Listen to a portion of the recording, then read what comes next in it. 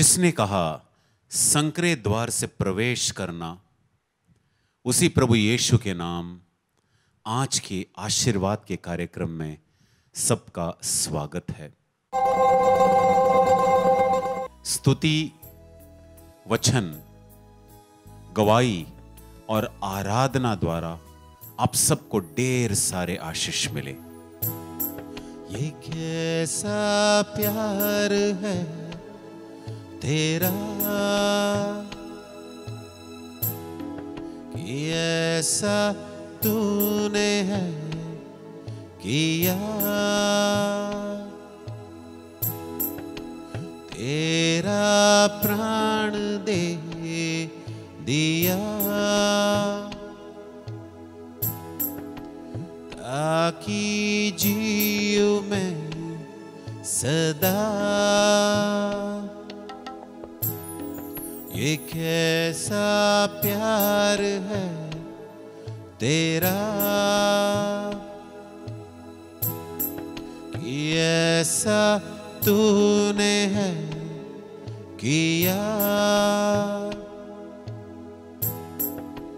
तेरा प्राण दे दिया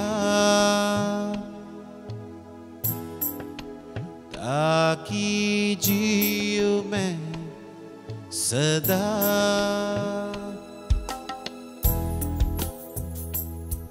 शैतान को हरा दिया, पापों को जड़ से उखाड़ दिया, मुझे घेर लिया नए गीत से। अब मैं जी उठा नई शक्ति से। शैतान को हरा दिया, पापों को जड़ से उखाड़ दिया, मुझे घेर लिया नए गीत से। अब मैं जी उठा नई शक्ति से। पीछे नहीं मुड़ूंगा, हार नहीं मानूंगा, बढ़ता रहूंगा संग तेरे। पीछे नहीं मुड़ूंगा, हार नहीं मानूंगा, बढ़ता रहूंगा संग तेरे। पीछे नहीं मुड़ूंगा, हार नहीं मानूंगा, बढ़ता रहूंगा संग तेरे। पीछे नहीं मुड़ूंगा, हार नहीं मानूंगा, बढ़ता रहूंगा संग तेरे।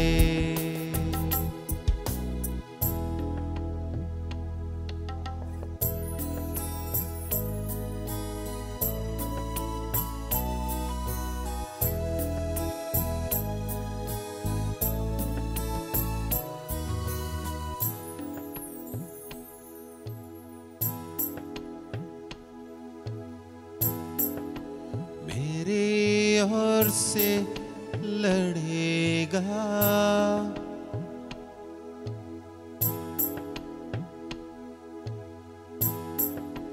कभी हाथ ना छोड़ेगा।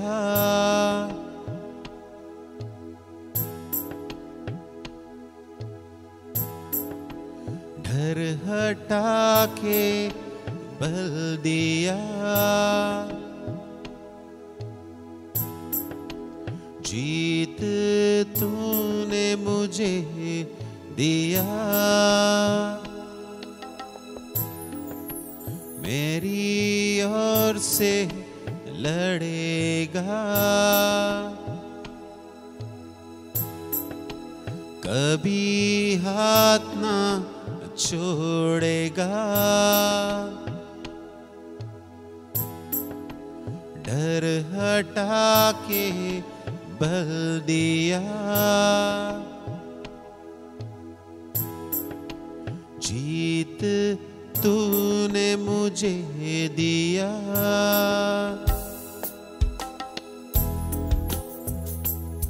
शैतान को हरा दिया,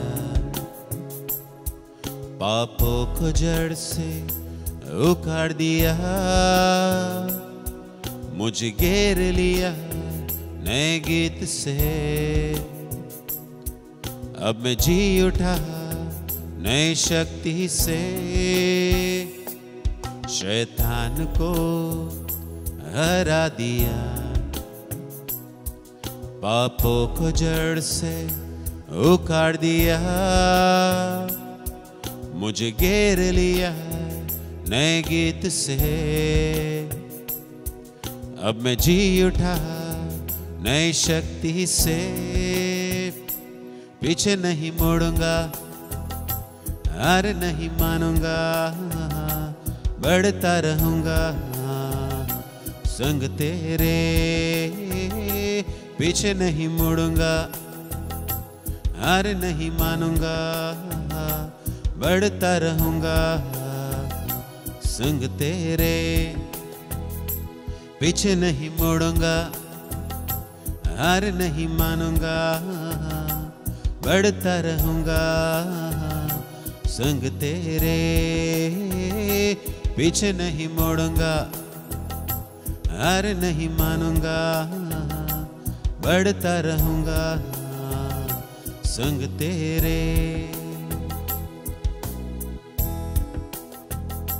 पीछे नहीं मुड़ूंगा, हार नहीं मानूंगा, बढ़ता रहूंगा संग तेरे।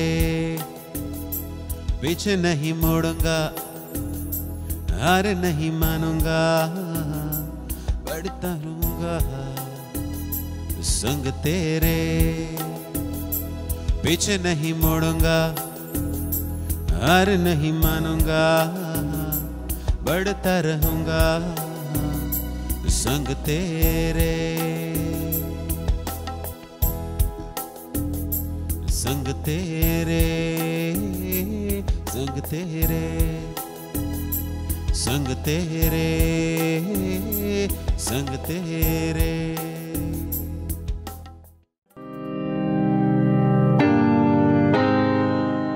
संत यूहन्ना का सुसमाचार अध्याय 8 और वचन है 31, ठीक है, 8 वर्सेस 31। जिन यहूदियों ने उन पे विश्वास किया, उनसे ईसा ने कहा, यदि तुम मेरी शिक्षा पर दृढ़ रहोगे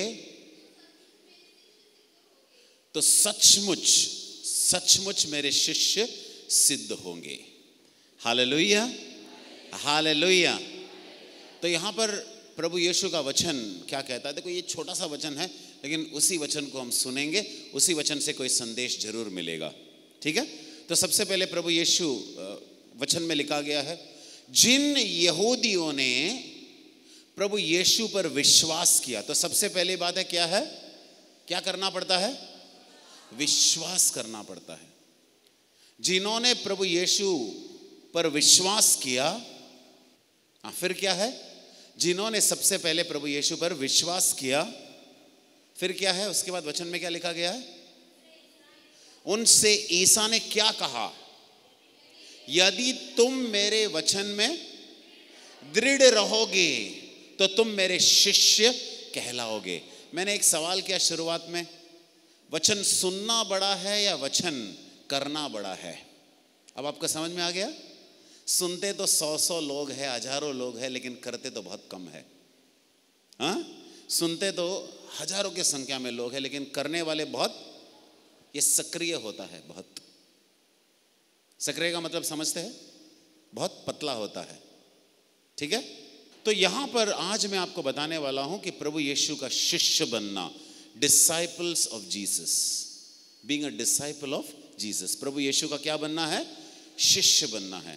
तो अभी मैं बस ऐसे ही पूछ रहा हूं, मैं अंत में एक बार और पूछूंगा समझाने के बाद। आप में से कितने लोगों को प्रभु यीशु का शिष्य बनना है? कितने लोगों को प्रभु यीशु का शिष्य बनना है? पक्का? पक्का शिष्य बनना है? लेकिन शिष्य बनने के लिए दाम भी देना पड़ता है। नहीं नहीं ब्रदर, मैंने वो जवाब ले लिया दोबारा। शिष्य बनने के लिए क्या है, दाम चुकाना पड़ता है, यू हैव टू पे अ प्राइस। लेकिन जो कीमत हम चुकाते हैं ना, उसका फल बहुत मीठा होता है। हमारे घर में हमने बहुत कुछ खरीदा है, पैसा खर्च किया है, लेकिन सब कुछ जो हमने खरीदा है पैसे से, उसका लाभ हमें नहीं मिला। 10,000 20,000 की चीज़ हमने खरीदा, बाद में हमें 6 महीने के बाद लगा ये तो बिल्कुल हमारे लिए फ़ायदे का नहीं है। मतलब क्या हुआ, वो बेकार साबित हुआ। हमने कीमत तो चुकाया लेकिन उसका कोई फ़ायदा नहीं मिला। लेकिन मैं आपको एक चीज़ बताना चाहता हूँ, प्रभु यीशु के शिष्य जरूर बनना, कीमत तो चुकाना पड़ेगा ही, कीमत तो चुकाना पड़ेगा ही, लेकिन आप कभी ये नहीं कहोगे मुझे इससे कोई फ़ायदा नहीं है।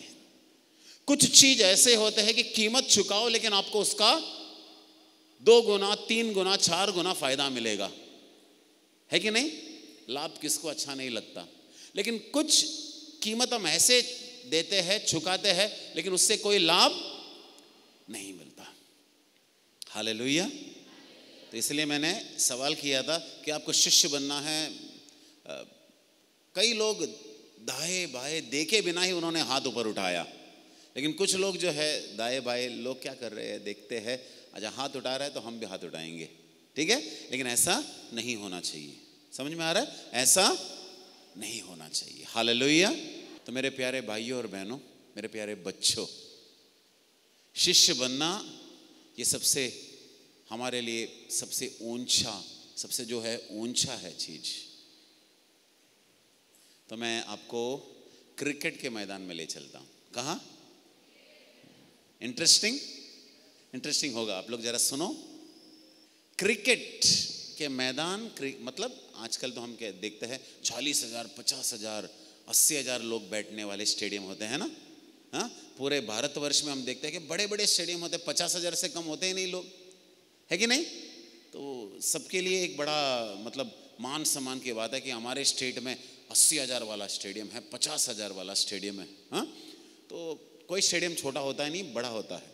अब हम आते हैं यहाँ मुख्य बात पर। क्रिकेट का गेम है, यहाँ पर हम 2 जैसे विभाजन करेंगे। एक खिलाड़ी है और दूसरा दर्शक है।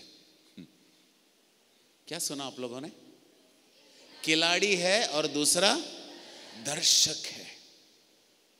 एक है खिलाड़ी और दूसरा है दर्शक। अब आप लोग पूछोगे ब्रदर क्या आप आईपीएल मैच देखकर आए हो क्या? कौन जीता कौन हारा, मुझे उससे कोई दिलचस्पी नहीं है। कोई भी जीते कोई भी हारे, लोगों का दिल टूटता है लेकिन उनको तो पैसा बराबर का मिल जाता है। आपको समझ में आ रहा है? मैं जब इस बात को समझा, मैं बोला कि मैं क्यों टेंशन लो यार, इतना मैं क्यों टेंशन लो, कोई जीते कोई हारे, इनको तो बराबर का पैसा मिलता है, उनका घर चलता है। यहाँ हमारा दिल टूट गया। हालेलुया। दिल टूटता है ना जब हमारा टीम हार जाता है तो। हाँ, रात को नींद भी नहीं आती, काश वो कैच पकड़ा होता, काश वो 6 जाता तो हमारा टीम जीतता। लेकिन ये काश काश काश नहीं चलेगा। अब हम क्रिकेट के मैदान, क्रिकेट के स्टेडियम में जाएंगे और वहां हम देखते हैं कि खिलाड़ी होते हैं और दूसरा कौन है? दर्शक। तो आप लोग बोलेंगे नहीं ब्रदर, कमेंटेटर्स भी होते हैं, है ना, कमेंट्री देने वाले लोग भी होते हैं, और ये मैच रेफरीज भी होते हैं, अंपायर भी होते हैं। ठीक है, ये अलग क्लास का है, लेकिन हम मेनली बात कर रहे हैं, एक है खिलाड़ी और दूसरा क्या है? दर्शक। अब मैंने आप लोगों से सवाल जवाब बहुत होगा यहाँ पर, ठीक है? मेरे पास काफ़ी समय है मेरे पास अब सवाल जवाब करने के लिए। तो सबसे पहला सवाल जो मैं आपके सामने रखने वाला हूँ, खिलाड़ी जो है उनकी संख्या अधिक होती है या दर्शक की संख्या? तो आपको क्या लगता है, खिलाड़ी और दर्शक में कोई फर्क है? खिलाड़ी और दर्शक में कोई फर्क है या नहीं है? बिल्कुल है ना। तो मैं आप लोगों से पूछूंगा और मैं देखता हूं कि कितने लोग जवाब देंगे। आपका जवाब गलत भी हो सकता है, लेकिन हम कई सारे जवाब जो है कलेक्ट करेंगे, इसे जमा करके रखेंगे। कितना जवाब सही होगा, कितना जवाब गलत होगा, मैं नहीं जानता, लेकिन हम उसे कलेक्ट करेंगे, जमा करके रखेंगे, और फिर अंत में देखेंगे कि ये खिलाड़ी बनना क्या है, ये दर्शक रहना क्या है। तो आप लोगों ने कहा कि खिलाड़ी जो है उनकी संख्या बहुत कम होती है और दर्शक बहुत अधिक होता है, हाँ या नहीं? बिल्कुल सही। तो इन दोनों में क्या फर्क है? और मेरा जो यह विषय है प्रभु यीशु का शिष्य बनना, इसका खिलाड़ी और दर्शक होने से क्या रिश्ता है? ब्रदर, आप शिष्य के बारे में बात कर रहे हैं ना, शिष्य बनने के बारे में, तो आप हमें ये खिलाड़ी दर्शक के बारे में क्या सुना रहे हैं? सुना रहा हूं और फिर मैं वहां पर ले जाऊंगा आपको। अब मैंने सवाल किया कि आपको शिष्य बनना है, मैंने देखा कि करीबन 99% लोगों ने अपने हाथ उठाए थे, किसी ने अपना हाथ नीचे नहीं रखा था। 99% लोगों ने अपना हाथ ऊपर उठाया था, किसी ने हाथ नीचे नहीं रखा था। 99% ने अपने हाथ ऊपर उठाए थे। Hallelujah, hallelujah, hallelujah. तो खिलाड़ी और दर्शक, इन दोनों में क्या फर्क है मैं आपको बता देता हूं। जमीन आसमान का फर्क है, ठीक है? कोई मुझे बताना चाहता है तो मैं ज़्यादा समय इन्वेस्ट नहीं करूंगा, क्योंकि मुझे इसके साथ माता मरियम के बारे में भी कुछ बताना है। कितने लोगों को माता मरियम पसंद है? मुझे तो बहुत पसंद है। वो हमारी माँ है कि नहीं? हाँ, शैतानों से डरता है? सच को, शैतानों से डरता है। तो जब आपको डर लगेगा, आप जपमाला जरूर करना, माता मरियम आपके साथ आएगी, प्रार्थना करेगी, डर चला जाएगा। सच कहता हूँ मैं आपको, सच कहता हूँ। अब वो आगे हम देखेंगे, ठीक है? अब हम दर्शक और खिलाड़ी के बारे में सुनते हैं। तो आप लोगों ने ये बताया कि खिलाड़ी जो है उनकी संख्या जो है बहुत कम होती है और दर्शक बहुत अधिक होता है, ज़्यादा होता है। ऐसा क्यों? तो हम जानते हैं ना, ऐसा क्यों हम जानते हैं। खिलाड़ी और दर्शक में क्या फर्क है? खिलाड़ी खेलता है और दर्शक दिखता है। आप लोगों ने कहा कि आपको शिष्य बनना है, 99% ने अपने हाथ ऊपर उठाए। जो शिष्य होता है ना, वो खेलता है, और जो शिष्य नहीं होते हैं वो बस देखता है। कितने लोगों को चंगाई मिली, कितने लोगों को पेट दर्द निकल गया, कितने लोगों के जीवन में यीशु क्या कर रहा है, वो बस देखता रहता है। लेकिन खिलाड़ी क्या है? सब सामना करता है।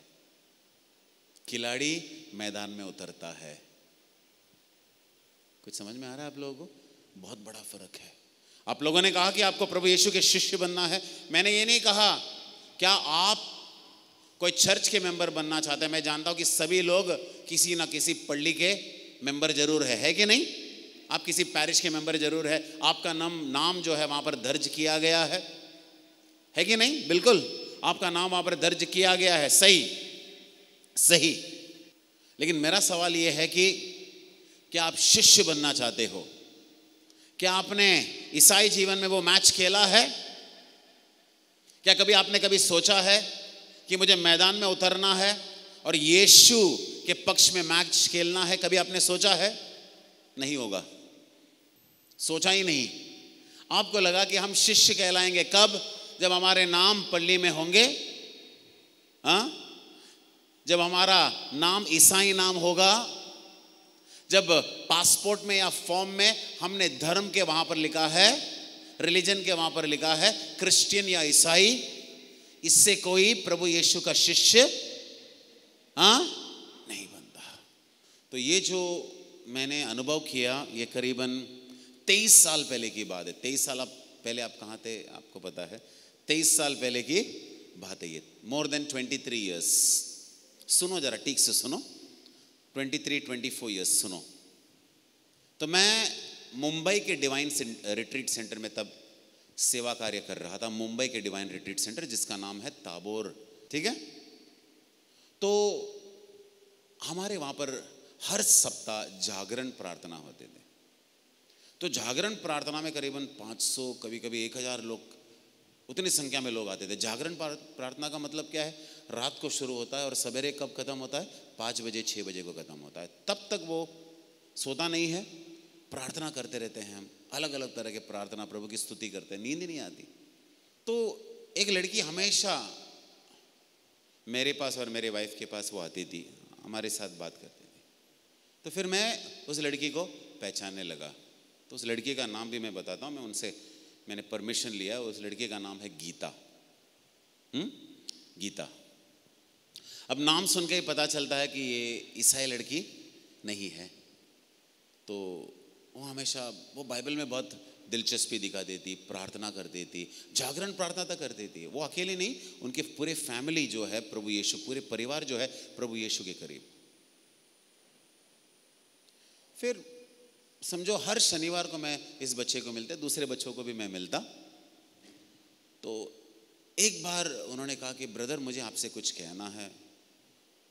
तो मैंने कहा कि बेटे बताओ। ब्रदर मैं 11वीं में हूँ, तो she is in 11th standard, करीबन 16 साल 17 साल की बच्ची है ये। एक दिन उनके दोस्तों ने कहा कि चलो हम हमारे एक मित्र के घर जाते हैं और वहाँ पर हम लेक्चर बंक करते हैं। बंकिंग तो पता होगा ना सबको, ये कोई नई बात नहीं है। हाँ, लेक्चर बंक करते हैं। तो अब ये कितने साल पहले की बात है, 23 साल ना, 23 ईयर्स बैक लेक्चर बंक करते हैं। इस लड़की ने कहा कि नहीं, लेक्चर क्यों बंक करना है, बंक करने से कोई फ़ायदा नहीं है, बंक करने से कोई फ़ायदा नहीं है, क्यों बंक करना है। लेकिन फिर भी सारे उनके जो मित्र जो है उन्होंने उन पर दबाव डाला, नहीं हम बंक करेंगे, साथ में बंक करेंगे, करेंगे तो साथ में बंक करेंगे। ठीक है, 10-15 जो है स्टूडेंट्स जो है उन्होंने बंक कर दिया। तो क्या किया उन्होंने, एक मित्र के घर में गए, एक दोस्त के घर में गए और वहाँ पर उन्होंने टीवी ऑन किया। तो सब बैठे थे, लड़के हैं लड़की है। ये 23 साल पहले की बात है, तब ज़माना अलग था, अब ज़माना बिल्कुल अलग है। और उन्होंने कहा कि वीडियो होता है VHS, आज के जैसे इंटरनेट वगैरह नहीं था, ठीक है, आज के जैसे उस ज़माने में इंटरनेट इतना फास्ट नहीं था, आज तो 4G 5G वगैरह है। और फिर गीता ने मुझे बताया कि ब्रदर उन्होंने वो वीडियो कैसेट रख दिया और स्क्रीन पर शुरू हो गया। और फिर ये बच्ची बता रही है, ब्रदर मैंने जो शुरुआत देखा मैं वहाँ से उड़ गई। तो मैंने बोला कि क्या देखा आपने। मैंने नग्नता को देखा, वहाँ पर नग्न शरीर है। ये मैं कितने साल पहले की बात कर रहा हूँ, मैं 24 साल। अब तो ज़माना कितना बिगड़ गया आपको पता है। तो मैंने बोला कि फिर गीता आपने क्या किया। ब्रदर वहाँ पर पोर्नोग्राफी चल रहा था, ब्लू फिल्म्स चल रहे थे। तो मैंने बताया बेटे आपने क्या किया फिर। तो मैंने तुरंत कहा कि मैं तुम्हारे साथ यहाँ पर नहीं बैठ रही हूँ। तुरंत मैंने उस कमरे से बाहर निकली और मैं वहाँ से चली गई। बस मैं उस बच्ची की ओर देखा, मैंने कुछ नहीं किया, बस मेरे दिल से मैंने उस बच्ची को सलाम किया।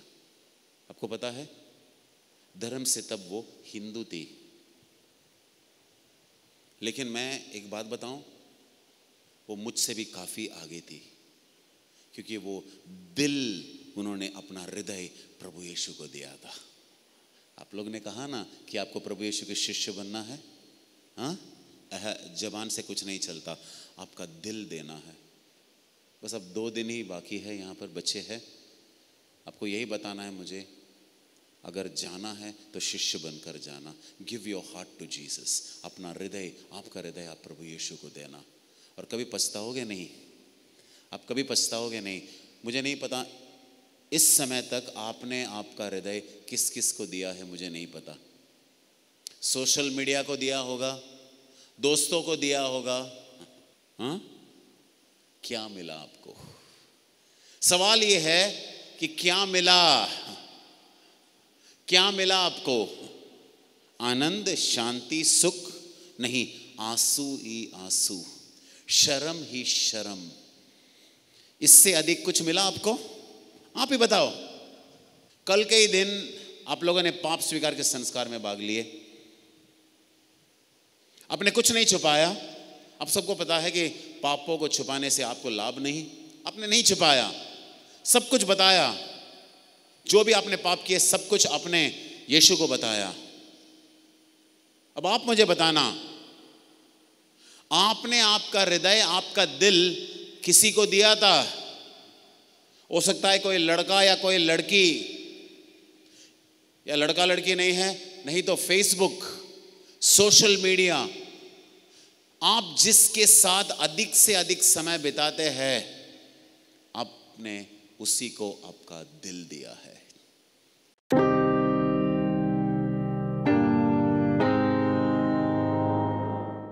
सभी को जय यीशु। मेरा नाम दीपक है, मैं गुजरात से हूँ। मुझे करीबन 2 महीनों से शोल्डर पेन बहुत ज़्यादा होता था। एक दिन काम करता था तो 2-3 दिन आराम करना पड़ता था। जब मैं यहाँ आया तो जब प्रार्थना करते समय भी मुझे जैसे हाथ उठाना पड़ता तो मुझे बहुत दर्द होता था, लेकिन जब प्रायश्चित किया उसके बाद मुझे थोड़ा हल्का लगा, लेकिन पश्चाताप बाकी था, इसलिए थोड़ा थोड़ा दर्द होता था। और आज जब पश्चाताप के बाद मुझे ऐसा फील हुआ तो मैं प्रभु का धन्यवाद देता हूँ। जय यीशु।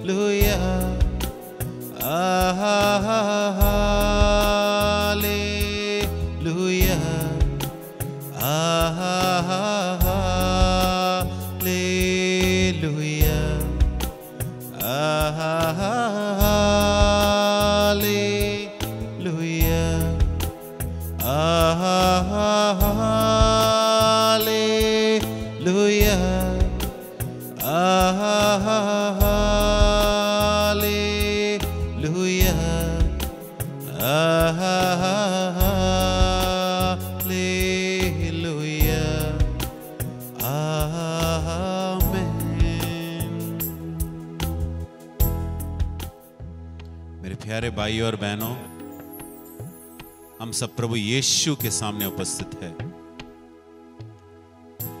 ये हम सब के लिए ऐसा घड़ी है जब हम अपने आप को प्रभु यीशु के चरणों के नजदीक पाते हैं। अगर आज हम इस आराधना के समय प्रभु यीशु के चरणों के नजदीक है तो हमें याद रखना है कि प्रभु यीशु ने हमें बुलाया है यहां। प्रभु यीशु की करुणा, उनकी दया, प्रेम और कृपा के कारण हम सब यहां पर उपस्थित हैं मेरे प्यारे भाई और बहनों, क्योंकि प्रभु यीशु प्रेम है, प्रभु यीशु दया का सागर है, प्रभु यीशु करुणामय है। मेरे प्यारे भाई और बहनों, हम सब यही प्रभु यीशु के सामने उपस्थित है। मेरा आप सबसे निवेदन है, हो सके तो अपना घुटना जरूर टेकना। अगर आप अपने हाथ उठाकर प्रभु यीशु की आराधना कर सकते हैं, उनकी उपासना कर सकते हैं तो बहुत अच्छा। अगर आप अपना घुटना नहीं टेक पाते तो बैठकर ही प्रभु यीशु की आराधना करना। लेकिन अगर हम आराधना कर रहे हैं तो हम सबको पता है कि हम अपने दिल और हृदय से प्रभु यीशु की उपासना, उसकी आराधना कर रहे हैं। और हमारे लिए ये एक ऐसा घड़ी है, ये एक ऐसा समय है जहां स्वर्ग हमारे बीच उतर आता है, जहां स्वर्ग और आशीष हमारे बीच उतर आता है। कई ढेर सारे आशीष लेकर हमारे बीच उतर रहा है। स्वर्गदूत हमारे साथ है, वो हमारे साथ प्रभु यीशु की उपासना कर रहे हैं, आराधना कर रहे हैं। हाँ मेरे प्यारे भाई और बहनों, हालेलुया जो है ये स्वर्गदूतों का भाषा है, और हम भी उनके साथ एक होकर प्रभु यीशु को हालेलुया कहते हैं। मेरे प्यारे भाई और बहनों, पूरे दिल खोलकर आराधना करें। अगर मन में कोई दुख हो, तकलीफ हो, किसी बात की बेचैनी हो, सबको हम प्रभु यीशु के चरणों में हम समर्पण करेंगे। ये ऐसा घड़ी है, ऐसा समय है जब प्रभु यीशु हमें स्पर्श करने वाला है। पूरे विश्वास के साथ हमें इस आराधना में भाग लेना है, पूरे विश्वास के साथ मेरे प्यारे भाई और बहनों।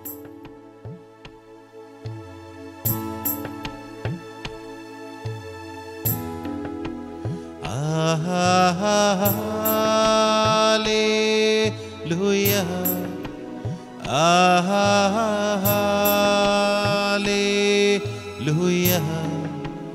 हालेलुया,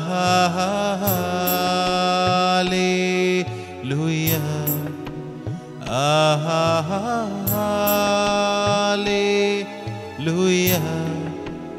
हालेलुया,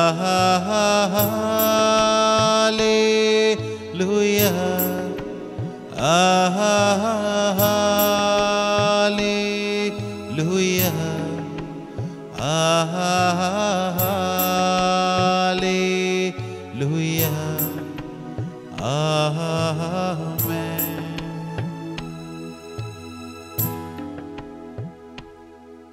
मेरे प्यारे भाई और बहनों, हम वचन सुनेंगे और ये वचन लिया गया है स्तोत्र ग्रंथ अध्याय 67 से। स्तोत्र ग्रंथ अध्याय 67 से ये वचन लिया गया है। हम इसे सुनेंगे। समस्त पृथ्वी ईश्वर का जय जयकार करो, उसके प्रतापी नाम का गीत गाओ और उसकी महिमा का स्तुति गान करो। ईश्वर से यह कहो, तेरे कार्य अपूर्व है, तेरे अपार सामर्थ्य को देखकर तेरे शत्रु चाटुकारी करते हैं। समस्त पृथ्वी तुझे दंडवत करती है, वह तेरे नाम का स्तुति गान करती है। आओ ईश्वर के कार्यों का ध्यान करो, उसने पृथ्वी पर अपूर्व कार्य किए हैं। हाँ मेरे प्यारे भाइयों और बहनों, स्तोत्र ग्रंथ अध्याय 67 से मैंने अभी पढ़कर सुनाया, पहला वचन से लेकर 5वां वचन। हम सबको न्योता है कि इस आराधना में भाग ले। हम सबको यह न्योता देते हैं कि प्रभु यीशु के नाम का गीत हम गाए।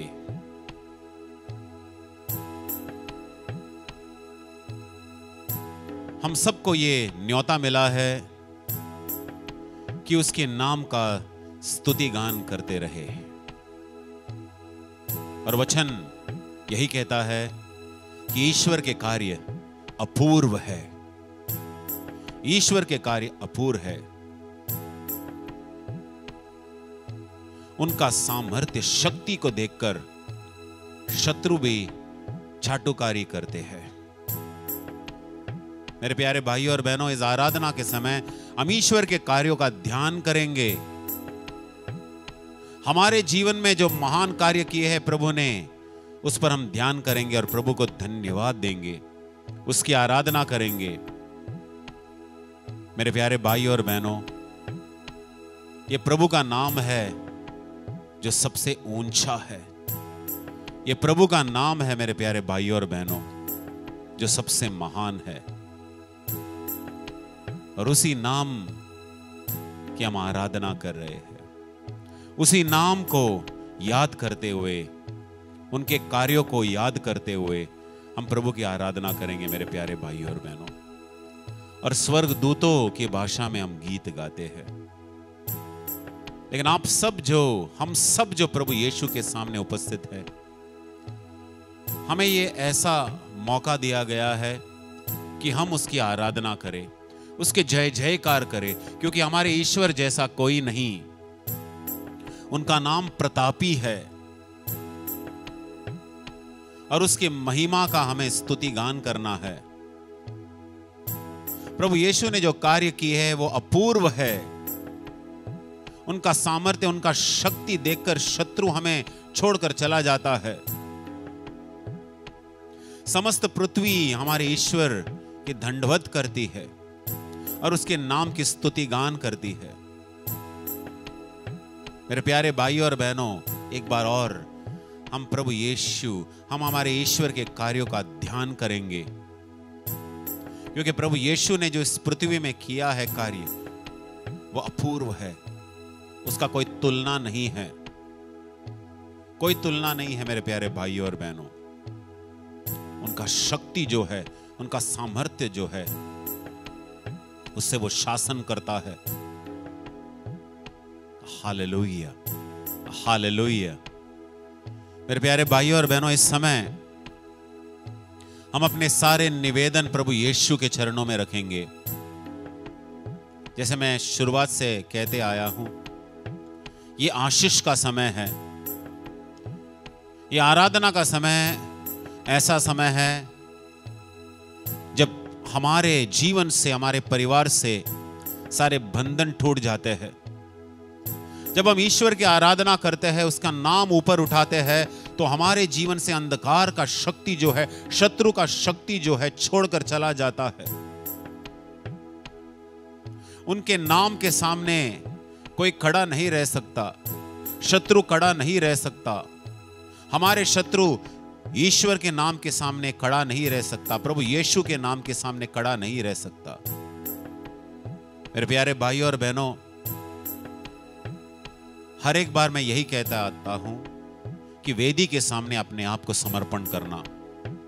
हम जब स्वयं को समर्पण करते हैं, वही सबसे बड़ा आराधना है। रोमियो को लिखा गया पत्र अध्याय 12 और वचन 1 में ऐसा लिखा गया है कि हमें अपने आप को समर्पण करना है, हमारे शरीर को समर्पण करना है। वही सच्चा जो है आराधना है, उपासना है। मेरे प्यारे भाई और बहनों, जब हम अपने आप को समर्पण करेंगे आराधना के रूप में, उपासना के रूप में हमारे जीवन को, तो हम कुछ खोएंगे नहीं, लेकिन पाएंगे। मेरे प्यारे भाई और बहनों, अपने परिवार को प्रभु यीशु के चरणों के सामने समर्पण करना। उनके सामर्थ्य, उनके शक्ति के सामने कोई खड़ा नहीं रह सकता। उनका नाम प्रतापी है। और आप सब जानते हैं कि ईश्वर ने आपके जीवन में बड़े बड़े कार्य जरूर किए हैं। आइए मेरे प्यारे भाइयों और बहनों, इस समय का हम पूरा लाभ उठाए, फायदा उठाए।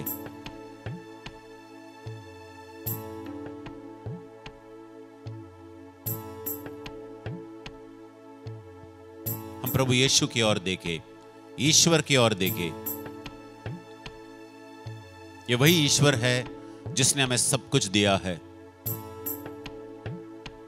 हम उस पर विश्वास कर सकते हैं। ये वही प्रभु यीशु है जो हमारे जरूरतों को प्रदान करता है। ये वही प्रभु यीशु है जो हमें, हमारे परिवार, हमारे घर के अंदर रहना और घर के बाहर जाना, ये वही प्रभु यीशु है जो हमें सुरक्षित रखता है।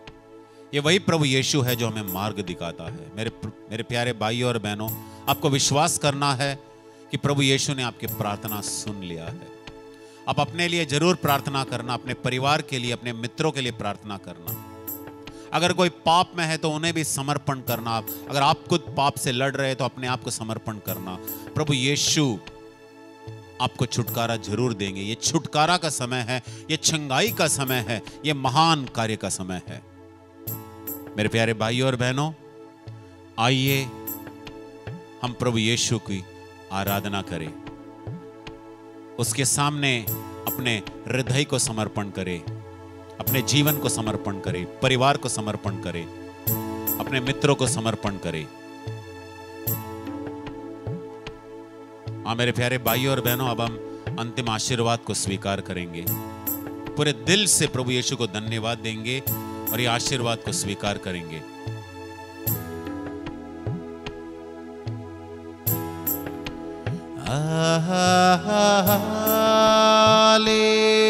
Hallelujah, hallelujah, hallelujah, hallelujah, hallelujah,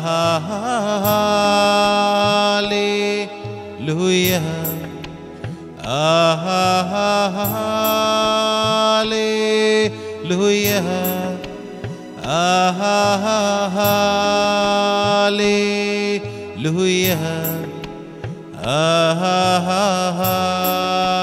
hallelujah,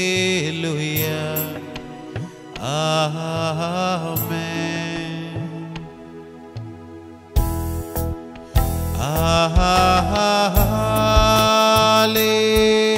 hallelujah,